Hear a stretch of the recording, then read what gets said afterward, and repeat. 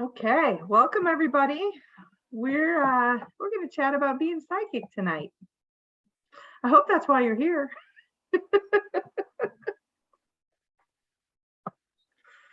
Oh, was that this class? Oh, I thought that this was something else. Actually, we should do a class on psychometry because that's like, the next step on the journey. So I'll just record notes in my head and circle back with you. But record and we'll come back to that. Well, psychometry is one of the signs that you're psychic. So why don't you tell everybody what psychometry is, just in case they don't know? I don't know what psychometry is. Oh, come on.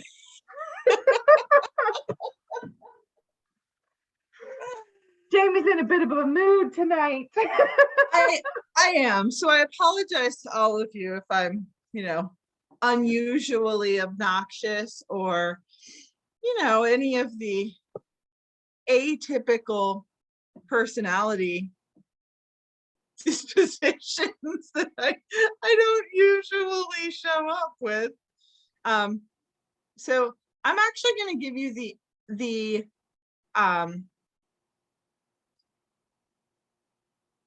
textbook definition of psychometry. It is the supposed ability to discover facts about an event or person by touching inanimate objects associated with them. And I'll tell you about my first experience with it, just as a little precursor to our diving right in, because I did tell you that Robin and I were going to share with you some of the pitfalls and challenges we experienced on this journey. I was in a brand new psychic development class. It was my first or second time there. So I knew that I knew shit that I didn't have any reason to know, but I didn't really know what to do with it or how it worked or how to handle it or anything. So I decided I'm going to go to this class. And the girl passed around a bunch of objects, the leader. She gave me this sweatshirt. So I'm seeing this bald guy on a beach as I'm holding this sweatshirt with a cruise ship. And I'm like, this is really weird. Like, bald guy, beach, cruise ship, I don't know. But like, I want to cry. And I didn't have any idea how to put all of that information together. So I was very shy. I know that shocks all of you, but I was very tentative to share with the leader of this group what I was receiving. So I like danced around it. I'm like, well, I think it's a guy and feels like something about like maybe a beach. And so finally she drug it out of me, and it was her brother-in-law's sweatshirt who had died of cancer, and he was upset that he wasn't able to go on a cruise with his family to celebrate his niece's wedding. So that was what I was getting, but I was so tentative to share it because for me, that was one of the first things that popped into my head. I'm like, I'm just making this up. Like, a sweatshirt couldn't tell me that. Now I actually play with that as a tool. I'll go into an antique shop and touch things. Robin and I went into some pretty interesting shops together in New Orleans. Robin touched a lot of things too, let me just tell you. I do, because and we're a little off topic here, but not really, so we'll keep going because I feel like it's a story appropriate. Well, I'm all about how things, like, I get feelings from things and I get information that way, and so I like to pick up stones and crystals and things. And so we went into we went into a lot of shops, but it was one of the local voodoo shops that we were wandering around in. And as I'm picking things up, I found these little like amulet things that just were so lit up. And I'm like, oh, Jamie, this is for you. And I like drop it in her hand, and she's like, whoa, like, what was it's so much fun to do stuff like that though, because there is information that comes through. And so if you haven't played around in that way, like touching things and picking up crystals and stones and like tuning in, I really encourage you to do so. Like my hands are all like lit up, like I want to touch, I want to hold things now. Another fun thing to do that with is furniture. Tables are really conducive for me. And so are like dining chairs. Couches for some reason aren't. I don't know if it's like the soft cushion demons the vibration or what, but so I hijacked the show enough. Maybe we should actually get back to be. So you want to be a psychic? Get back on track here. Yeah, the whole topic tonight is, so you think you might want to be psychic. And so that's really what we want to talk about. And so one of the first things that I think we need to clarify is, what's the difference between being intuitive and being psychic? You wanna jump in there, Jamie? Sure. So Robin and I have a little different explanation on this, but I think the essence of both of our answers are very similar. For me, intuition is a very personal experience. I get intuitive guidance that serves me. When I get a psychic hit, it's for someone outside of me. Sometimes it's for someone I'm closely connected with. Jesse, can I talk about you for a minute? So Jesse and I are friends, and we've been doing a little work together. And one day her guide said to me, you know that deck of cards you bought that you were like, what the hell am I buying this deck of cards for? I don't want to, like, I have no use for this deck of cards. It doesn't speak to me. It's not. And they were like, that was for Jesse. So I messaged her. I'm like, I don't know why, but I have this deck of cards for you. And she was like, makes total sense. So that was, although it was speaking through my intuition about buying the deck of cards, it was a psychic guidance because it was really for Jesse, not for me. Just like Robin found that cool little metal charm, and she was like, oh, this one's Jamie's, and then she was like, oh, but this one's mine. So it's really the guidance for information that serves outside of me that is the psychic hit. Internal is intuitive for me. And Robin has a little, I think, more depth on how that develops in her answer. And I was just sitting here, Jamie, as you know, when we were talking about this, that my answer flowed so quickly. And I'm like, God, what did I tell Jamie the other night when we were talking about this? Do you want me to remind you? Remind me. Yeah. Practice. Oh, that's right. Okay. I'm like, because I was trying to think, like, what was that answer that was right there? Because I agree with everything that Jamie said. Intuition is very much that internal voice. And intuition gives us so much information for our own path and for what's right for us, and guides us in many ways. And we can then extend that intuition outward, and it becomes psychic ability. And really the difference, I truly believe every single person in this world is intuitive and has the capability of being psychic. And the reason is because psychic ability is simply an extension of intuition. It's taking that inner guidance and extending it out. And it just takes practice. The more you tune in with your own intuition, the more you work with your intuition and open to it, the more you start to receive, because what you're doing is you're learning to tune into vibrations. You're learning to allow yourself to be extra sensitive. And it's that extrasensory perception, ESP, that we call psychic ability, that extends out, that allows us to pick up on what's going to happen in the future, what might have happened in a past life, that allows us to start to, I can pick this up and know instantly, this is for Jami, not for me, or this is, it's that kind of stuff. And the real difference is practice, right? Everybody has intuition. Everybody's had a gut feeling. Everybody's known like there's tension in the room before you walk in the room. Everybody's had their own, let's say, red flags in a relationship that they may or may not have listened to.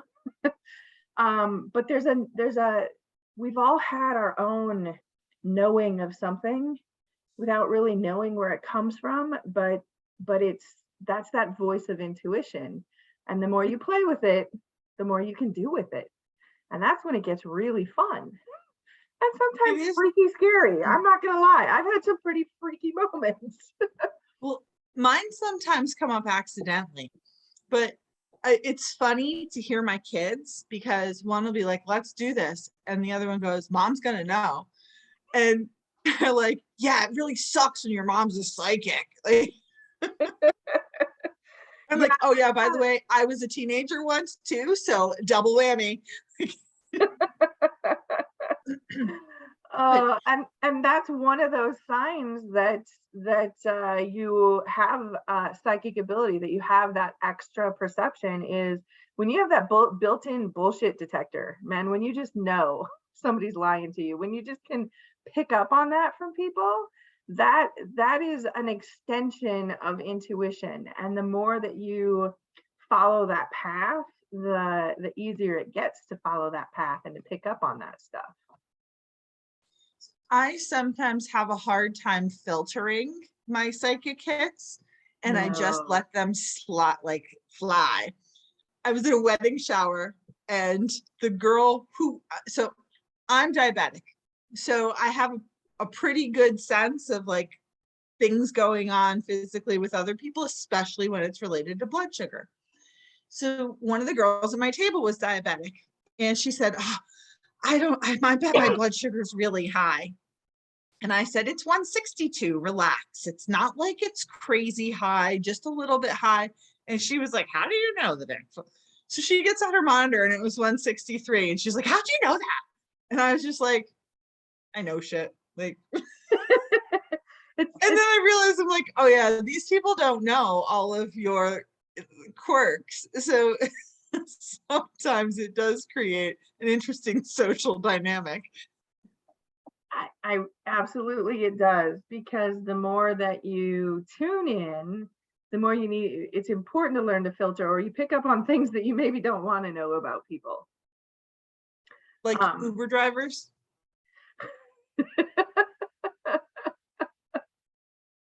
Uber drivers. Do you have another story to tell, Jami? It's not my story.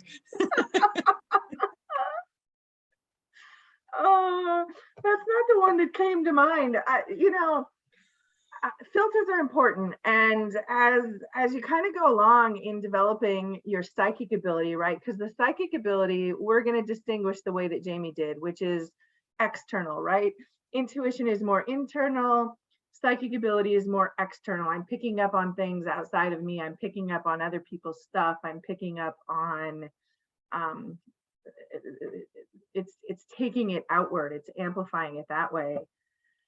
And I got hired for a new job, and my new employer thought that a great way to start things off to get to know each other would be if I did a reading for him.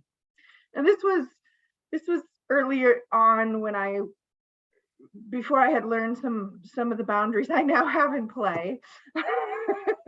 So it was a great teaching moment. But the first thing, so when I'm out and about, I have a pretty strong filter in place, because I don't want to know everybody's stuff.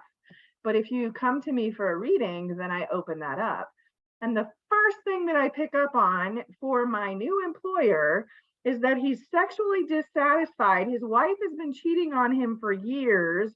Like all this stuff that I'm like, oh my God, I'm gonna get fired. Like I just started. I can't share this with him. It was very uncomfortable, to say the least.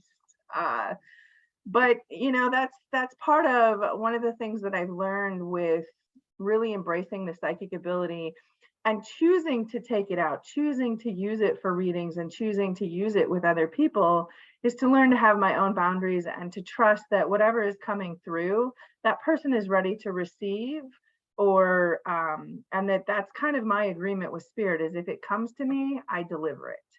I'll be honest, and in that case, I did not deliver it as it came to me.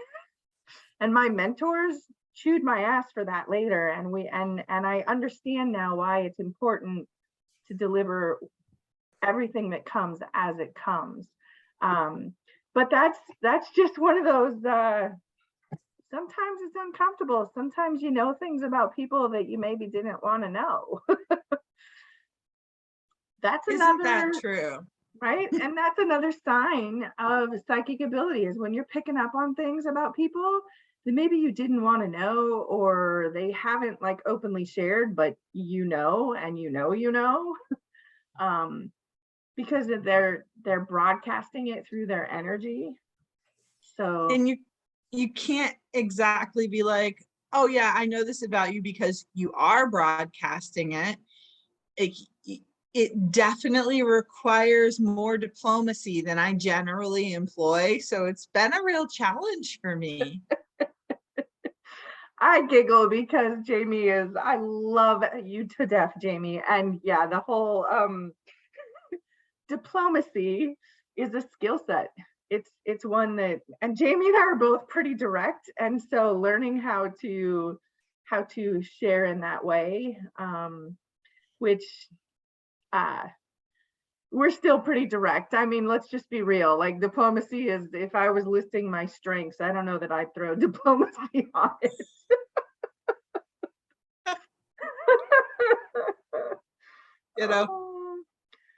And I really don't care. No. So we've got a number of like questions like topics to chat about, but I want to know what you guys want to know. I want to know if you have questions or why you jumped in here. You can like raise your hand or just unmute and talk, or you can type in the chat. But I want to make sure that we deliver the kind of what you're seeking, what you guys are looking for. And there are also a number of people who weren't able to jump on the live call. And if you're listening to the recording and you have any questions, email them to us, because we want to make sure that we're touching on the things that are of interest and concern and compelling to you.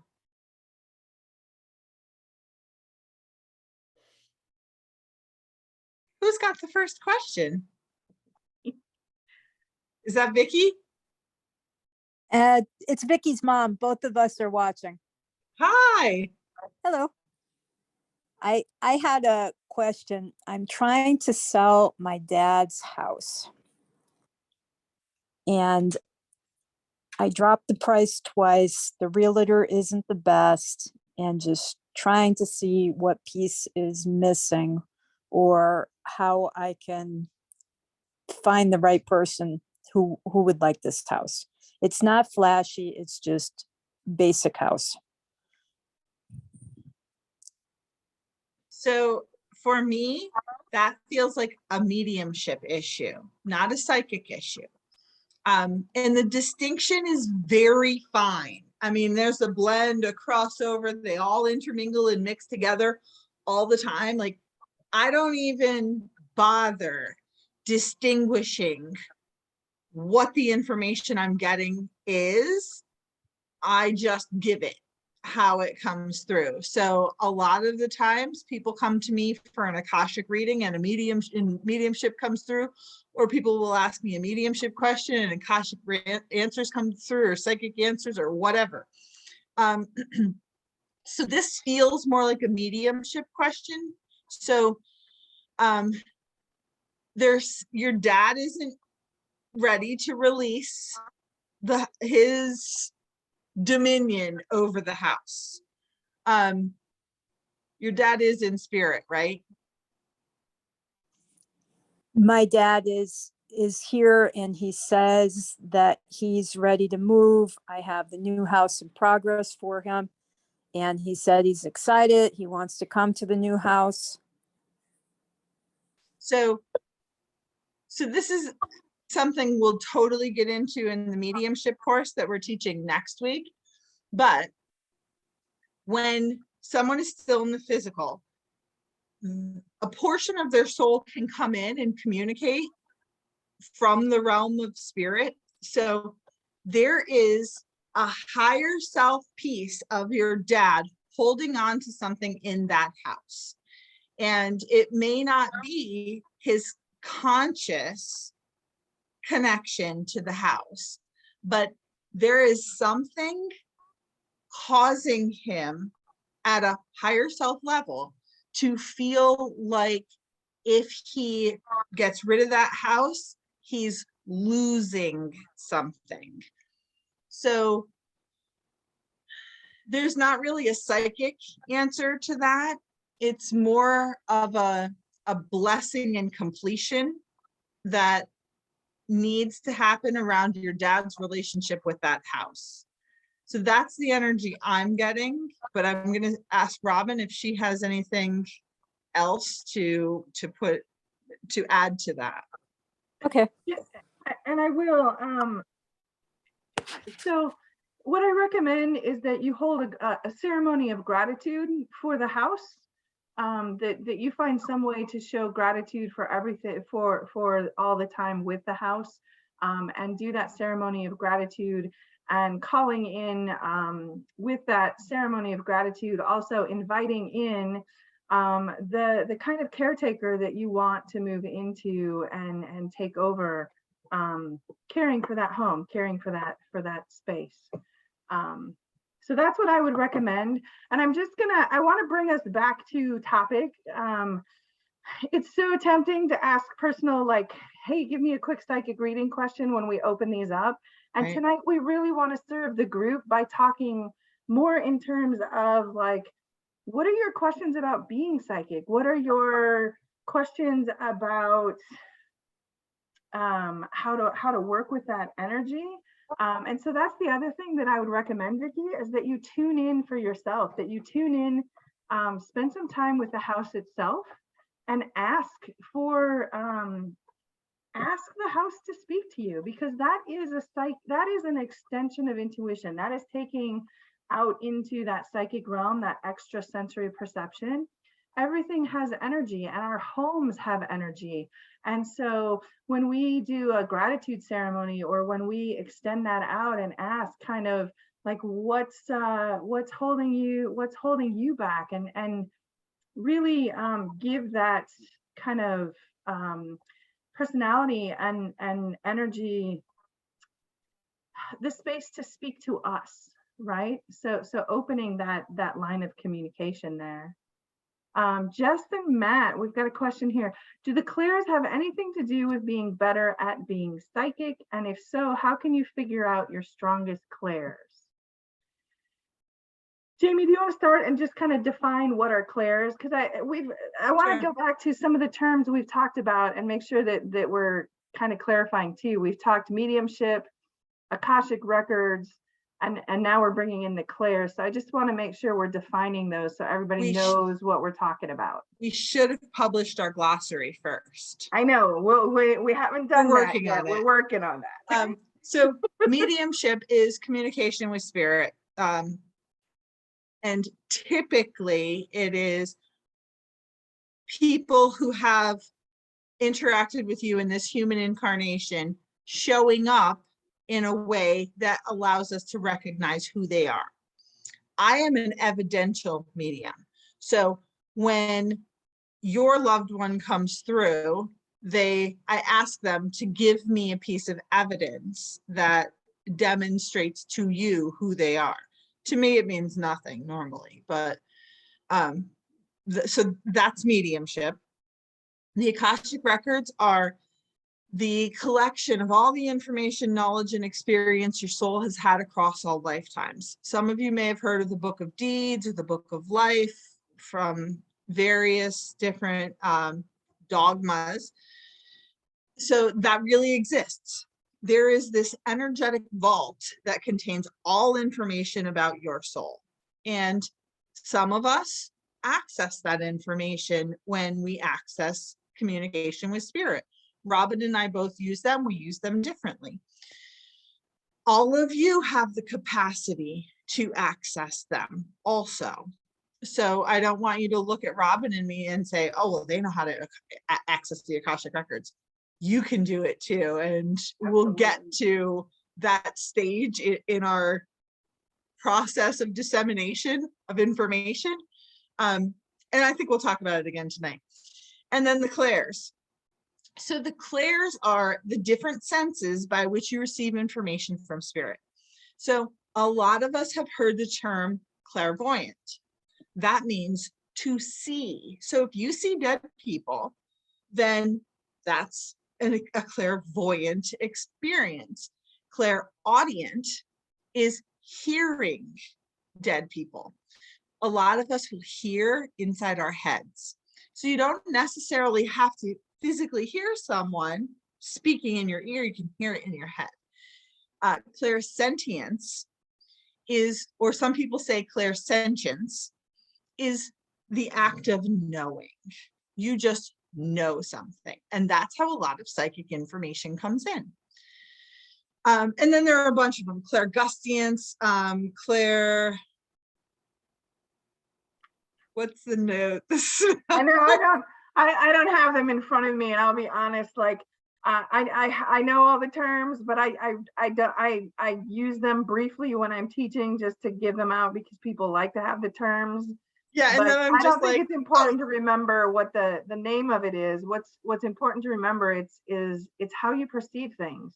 And we can perceive everything on an extrasensory level using the same senses that we have. So seeing, hearing, smelling, tasting, touching, all of our regular senses, we can have those enhanced senses where we sense things that aren't readily apparent, right? Just like we can only see a small fraction of the actual colors in the world. There's so much more out that we can't see with our human eyes. It's the same thing. Like, we can touch the table, we can touch the computer, we can touch our phones, but there are other things that you can touch as well that are not physical. So before we totally get into quantum physics, let's get back to Jesse's question. Yeah, right. Because if you really want to dive in deep, there are no solids in the quantum field. Anyway. So yes, using the clairs can help you to build your psychic abilities. And how do you figure out which one is strongest? You test them. All of us have one or two, maybe three, that are the stronger connections. And I like to build the ones that aren't that strong for me. So you can go, like, that's like a whole class in itself, really. But you can go through exercises to test which of your senses are the strongest, and spend time specifically working on those that are the weaker. Just like when you go to the gym and you're like, oh, my triceps.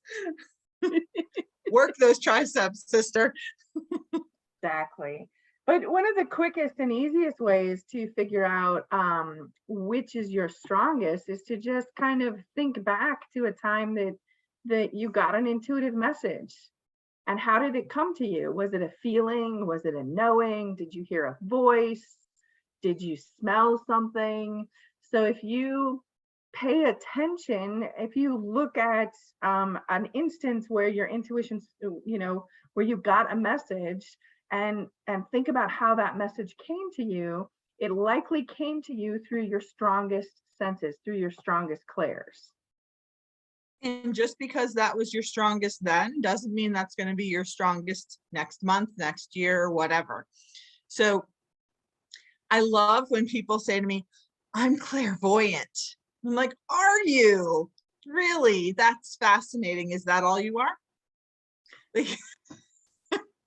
Because it's an evolution and a growth process. So naturally, we all have the capacity to experience all the clairs, but we all have different experiences in this human incarnation and all of our past incarnations that craft how those clairs show up. So if you were a little girl and you used to see dead people and your mother told you, don't do that. Right? Well, my mom called it that, talking to dead people shit. So well, and your experience was unique because your parents used it to keep you from scaring your sisters, right? Like, yes. So naturally, as little humans, we're like, oh shit, I guess we're not supposed to use that. Let's turn it off. So then you might become more aware of thoughts and knowing, because that's not as visible, literally, like literally. So they ebb and flow based on your own human experience. And we're also, we're human, and I'm just going to be like, most of us humans are kind of lazy. We want the easy path. We want the easy button. And so messages are going to come in the easiest way that they get your attention. And so for me, it's feeling and knowing. Although when I was little, I saw until I got in trouble for it. And I see, I'm not sure if that's Jess or Matt who says that they like to yell at you audibly, Jess, even though you're deaf in one ear, which totally makes sense, because if you're slightly deaf, sound is going to be a really easy way to get your attention. Well, and knowing Jess and Matt's super chill, so they don't have to yell at him. Jess, they're like, over here, squirrels, over here. Come on, sister. 100%. You are not wrong at all. Yeah. So again, I mean, thanks for bringing up the clairs, because it is really important. And that is one of the ways that if you start playing with the one that's strongest, then and enhance that one and start to take the strongest one out and play games with it. Like, for example, the knowing of things, right? If you're a knower, then play around when you're at the gas station and guess what number the pump's going to land on. Don't cheat, right? Don't make it land on your number, but play around with it. When you're at the store, when you're getting groceries, guess what the final total will be. There are different ways that, like, you can take some of those things and start to play with them and start to enhance, and then you can take it further. And okay, if I'm a knower or a seer or whatever, let me see if I can receive what color shirt Jamie's going to wear to the meeting that we have tomorrow. And let me see if I can intuitively or psychically pick up on that, right? So, well, and sometimes you send that telepathically then. Yes. Depending on how connected you are with the person. Like, Robin and I don't really need to talk out loud sometimes. And all we have to do is like grunt and like, and we both understand. So when you're doing that, just be aware you could be broadcasting. And telepathy is another sign that you're psychic, right? The ability to know what somebody else is thinking or send that or communicate in that way. If you watch, it's interesting to watch really young kids, because they seem to have conversations with very few words. And if you think back to somebody that you've been really close with, like, how easy is it for you to finish their sentences or to know what they're about to say even before they say it? Because when we link up energetically like that, we start to naturally tune in with our psychic abilities, because we all have them, and we start to receive, both send and receive. And so telepathy comes into play there. So if you've ever experienced that, that's another sign of the ability that you can play with and enhance if you want. Yeah. Anybody else have another question?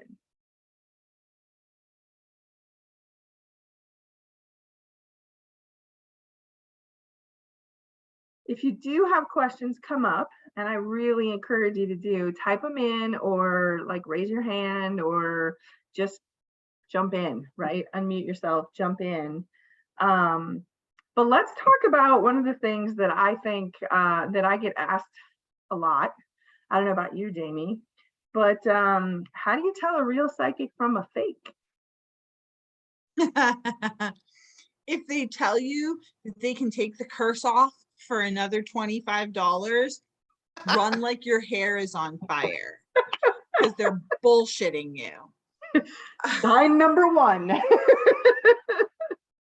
So I feel like there are a lot of people who started from an authentic connection with spirit and have tried to commercialize their gift and their connection to the point where it has become fraudulent. And that's really unfortunate, because it creates an air of mistrust around anyone who is sharing information that they've received from a psychic connection. So one of the things is someone telling you how your life is, or how you feel, or what's around you, and really pushing it on you. Like you saw my interaction with Vicky. The hit I got wasn't necessarily completely aligned with what her, it's actually Vicky's mom, but I don't know your name, so sorry. With her experience. So I explained to her where my energetic hit came from, and then we went on the conversation. So I feel like if when someone is not as authentic as we would like to be interacting with, they're very attached to the verification of their information. So that's one thing. And the curse thing, I've had people try that on me, and I'm like, really? Yeah, that's legit. There's a lot of people, there are people out there, just like in any profession or in anything, who are just looking to make some money and are not so genuine about it. And then there are people who came into it from that kind of genuine spot, but they've commercialized it to the point that they've lost their connection. And so now they're trying to fake their way through it. So that's a real thing. I've also been at a psychic fair where I've heard, overheard, somebody with a booth set up next to me that, is doing mediumship. And it's, well, your dad, your husband just doesn't really want to talk to you right now. But if you pay another $100, we'll really push and try and pull him through for you. Because that's how spirit gives a shit how much money somebody gave you. Like, yeah, that's ridiculous. So it's the same things that you would look for in any con, right? It's that kind of stuff. But really, when you're working with a psychic, the psychic isn't attached to the outcome. They are a conduit of information. They're just acting as a hollow bone where that information flows through them and to you, and you get to do whatever you want with it. They don't have a stake in the outcome, and so they're not gonna keep getting pushy or pulling those things. But psychics may, and it also depends too, because as a psychic, when I'm doing work, I will sometimes ask questions, right? I will give an answer and I will ask, do you understand that? And the reason I'm asking is because if you got what you needed from it, then I can stop asking for more information on it, because it doesn't matter if I understand what I've just given to you. What matters is that you did, right? So that's a question that may get asked, and that's legit. And then the other thing, there are a lot of psychics that will ask some questions. And it's kind of like if you walk into the doctor's office and you walk in there and you tell them something's wrong. Okay. And and you give them nothing else, just something's wrong with me, man, they have a whole lot of tests that they can run, and they can put you through a lot of stuff, and eventually they will find something that's wrong with you. It may not be the thing that you came in for, but they will find something, right? But if you walk in and you say, man, my throat hurts, and I've got this cough, and I've got a fever, and I've got this, okay, now they know, like, we're narrowing the testing, we're narrowing down what we're looking for. And so sometimes I'll ask up front, you know, what are you here for? What do you want to know? What is it that I need to know as we move into this, so that we can maximize our time together, and I can go directly for those answers that you're looking for. We'll get there one way or another, but one way is a lot quicker than the other. Does that make sense to everybody? The difference there, the distinction between that? It isn't an asking you to give me all the information, because that would be different. That's that would be a sign that somebody's maybe not being so genuine. It's more asking of, guide me in the direction that you want me to be pulling information for you. Right. Vicki has another question. How do I stop things I pick up on from attaching to me? You want to dive into that one, Robin? So the first thing that's important to recognize and know is what's mine and what's not mine. When you can figure out what's mine and what's not mine, then you can separate out what's not yours.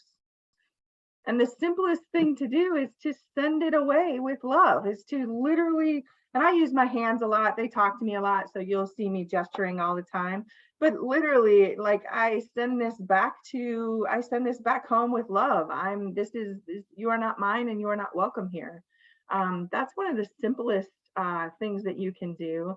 The other thing there is, it's important to keep your own energy clear and to do your own healing work, because the more that you are moving in a space of high energy for yourself, and holding on to kind of that vibration of love and compassion and nurturing, and holding that within your space, the less that other stuff is going to stick to you or attach to you. So it's really important that you're taking care of yourself. And you can clear your energy daily. I mean, I don't even think about it anymore. When I take a shower, I also am taking an energetic shower. So as the water is coming down on me, I am also intending that all of my energy, my auric field, is getting cleansed at the same time, so that anything that is not mine is washing away, just like any of the dirt or any of the other stuff that I've accumulated, is washing away with the water. My best advice is don't go to Walmart. Jamie, it's so true, but Jamie and I both agree that Walmart is one of the scariest places on earth. There's just a lot of energy there. I've only been there like twice, and it was horrible.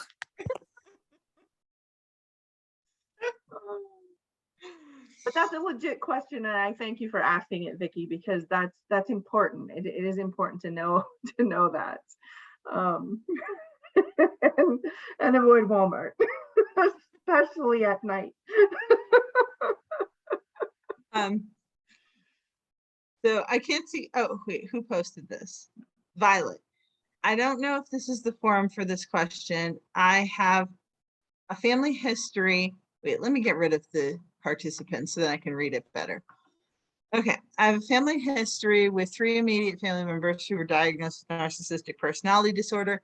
I find that I don't always pick up on signals that people have these traits until I am in too deep. People have suggested that I have set up psychic shields, but I have a bad feeling about that. Any assistance would be appreciated, for real. So you have contracts that are not necessarily related to this topic of being psychic, but we all have contracts when we enter into this lifetime. This is an Akashic Records principle. So you have certain things that you have endeavored to experience, learn, process, overcome, heal, deal with. And that may be some of the programming associated with the contracts you have, Violet. We can definitely dig into that a little bit more in a forum that gives us some insight into how those contracts work. But setting up psychic shields for me is not necessarily about the humans I interact with who may have some type of personality disorder. That's not necessarily a psychic protection in my experience, but more of a psychic protection is when someone is sending like negative thought forms at you, and you have the capacity to shield those and be impervious from those. Robin, what's your position or take on the psychic shields interplaying with the narcissistic personality disorder? Well, I think we're dealing with two separate things, because narcissistic getting, and I'm gonna get a little off here, because I think narcissism is just the new buzzword for people for people who are kind of selfish and manipulative. It used to be sociopath. We've used a lot of different terms to kind of label people. And unless you're an actual psychologist labeling a disorder for treatment, that's a word that I stay away from, okay? But in general, I'm guessing that we're talking about people who can be pretty manipulative and self-centered. And when we're being manipulated, that's more of a personal issue about our own wounds and healing, and doing our own work around learning how to hold boundaries and be clean with ourselves in terms of that. So there's a piece of that that's about your personal healing journey, your personal walk through life and the lessons that you're learning. And then there's the psychic piece that you bring up, which is about setting up a psychic shield. And I don't ever encourage anybody to shield, because to me, when I define a shield is something that's very solid. Nothing can come in, but nothing can get out either. And so if we put a psychic shield around ourselves, we are keeping energy out, but we are also trapping our own energy in, and then your own energy can become stagnant and make you sick. So I like to, when I teach about creating a psychic filter rather than a shield. So a filter is something like a coffee filter or like cheesecloth, right? And I literally think about things like that. And two of my favorite things, coffee and cheese. Right? Yeah, all of Jamie's.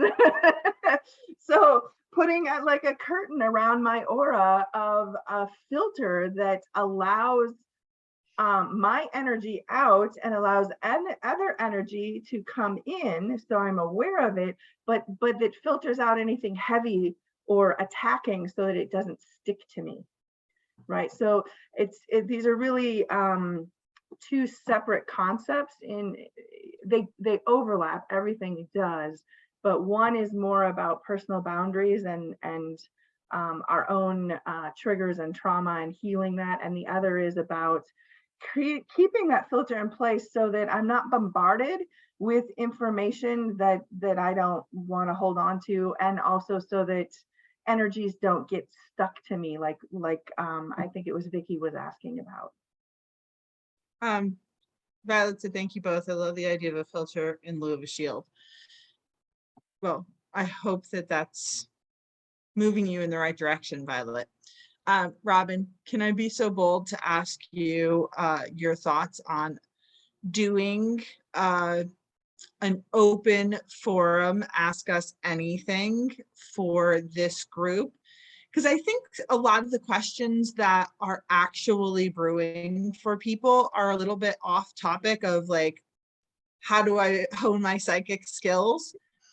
But I think that the information that they're seeking could be really useful to the group at large. So would you be open to scheduling something like that? Of course. Okay, so I promise that we'll let all of you know. So then if you can't be on that, you can send us the questions and we'll ask it, or we'll answer them on the recording. And I think that we should do that sooner rather than later, because we have a pretty busy fall coming up too. We do have a busy fall. We've got the Mystics Academy opening. So, I mean, tonight we've given you a little bit of a taste of what it's like to learn with us.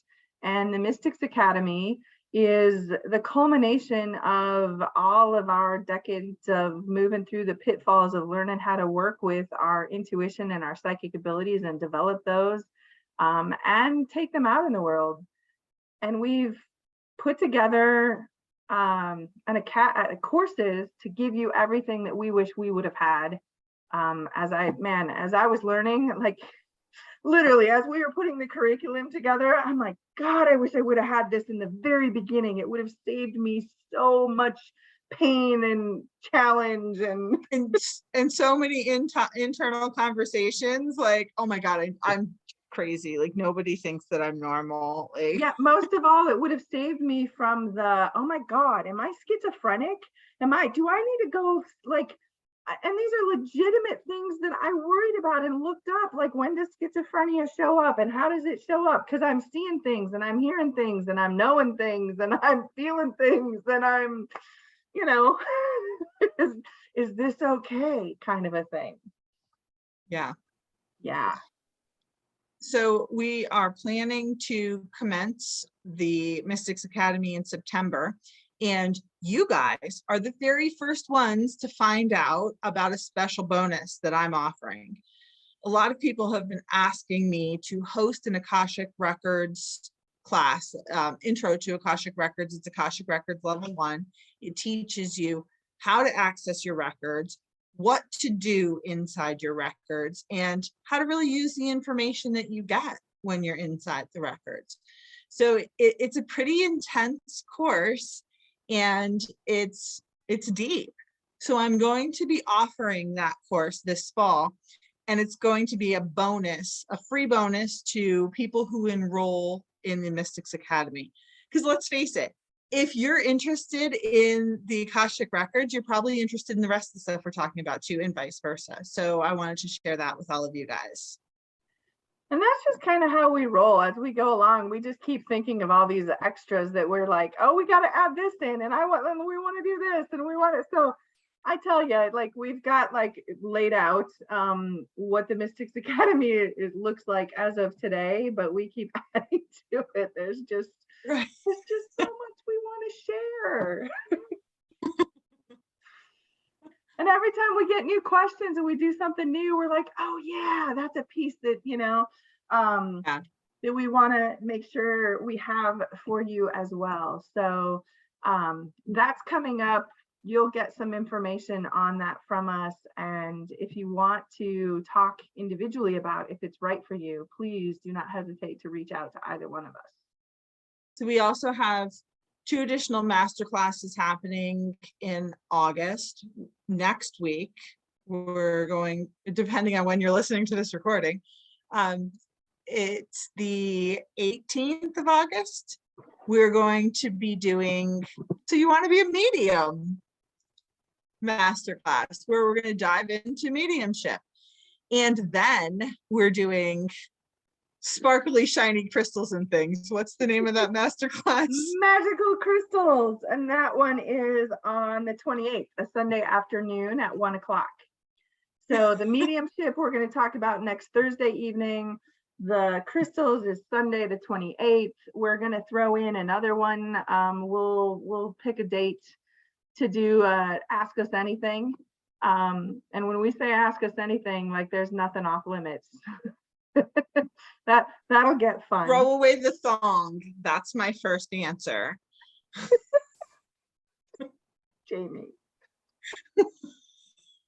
Although, if there are religion questions, I will field those. Jamie's going to be muzzled. Robin doesn't allow me to talk about religion. It's just the oppression. Okay, I won't. I'll behave. It works for some, Jamie. We don't take away what works for people. We add, we blend. Yes. I do want to,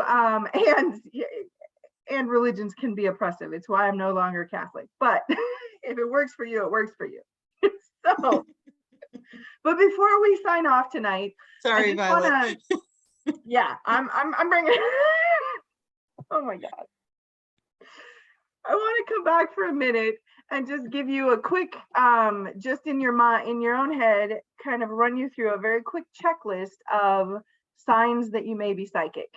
Okay, so these are some of the signs that you may be psychic, and we've already talked about a couple of them. 1, you might have that built-in bullshit detector. 2, you might have place-related feelings where you show up to a place and you can like feel the energy of the place, or you're suddenly get some emotion around a place, or you walk into a house or a haunted or a bar in New Orleans and you're like, ooh. You might get sudden emotions that hit you from out of nowhere that just don't match like what's going on with you. You might have incredibly vivid dreams and dreams that seep into reality. So you might dream of things that then start showing up in the days ahead. You might get a lot of deja vu moments. Deja vu is one of those big indicators that you've got some psychic ability going on. It might be hereditary. You might have people in your family, your mom and your grandma and your great grandma might all have been psychic to some level. And so it's a hereditary thing where you just have some of that natural affinity for it. You might be hypersensitive to energy and easily get overwhelmed because of that sensitivity. You might be able to sense trouble around the corner. You may know when the phone's going to ring and before it rings and know who it's going to be, or know that somebody's going to knock on my door today, or you might have hunches that come true. All of this stuff, these are signs that you have psychic ability, that your internal intuition is already extending out of you, out into the world for you. And yeah. So I just wanted to give you that quick, like, run through the checklist, see how many of those hit for you. Ooh, we'll have to share our psychic IQ quiz with everyone too. Yeah, we'll send you an email with lots of fun stuff in it. We've got so many things planned, and we're gonna just keep throwing things out there. So watch your emails, pay attention to our Facebook feeds. We'll be throwing this stuff all over the place so that you can stay with us and keep riding this ride. Thanks for joining us tonight. Hopefully we'll see you guys in the mediumship class. And again, if you have questions that pop up, send us an email. Yeah, don't hesitate to reach out and ask. Thanks so much for being here tonight. Good night. Good. Take care, everybody. Goodbye. Good night. Thank you. Have a good night.